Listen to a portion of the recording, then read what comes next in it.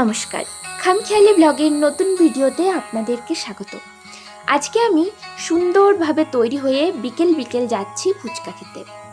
এসব সুন্দর মুহূর্ত অবশ্য আমার বরের নিজের মন থেকে কখনোই আসে না, আমি ওনাকে খুঁচিয়ে খুঁচিয়ে রোমান্টিক করে তুলি।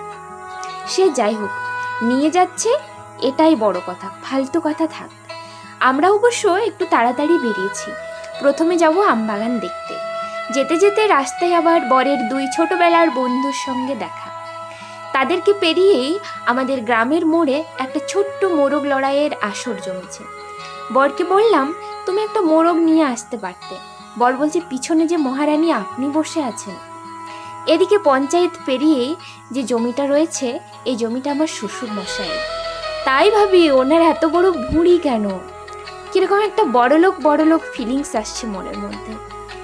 এখানে আসার একটাই উদ্দেশ্য, আমার শাশুড়ি মা বলেছিলেন যে কোনো এক যুগে এই আম গাছে আম মুকুল এসেছিল। শাশুড়ি মাকে কিভাবে বোঝায় এখান থেকে আম সংগ্রহ করাও যা আর বাঘের দুধ সংগ্রহ করাও একই ব্যাপার। যেখানে বাড়ির পিছনের আম গাছ থেকে আম পাই না, সেখানে 2 কিলোমিটার দূরত্বের আম গাছ থেকে আম পাবো কিভাবে? এদিকে কতকগুলো দিনমজুর তাদের রোজকার বাজার করে নিয়ে বাড়ি ফিরছে সন্ধেবেলা। আমি আমার বরকে বললাম, কালুকে তাড়াতাড়ি ঘোরাও, আমাদেরকে আবার আমাদের গন্তব্যে যেতে হবে। এখানে অনেকেরই ফুচকার দোকান রয়েছে, কিন্তু আমার আবার ওই একজন ছাড়া পোষায় না।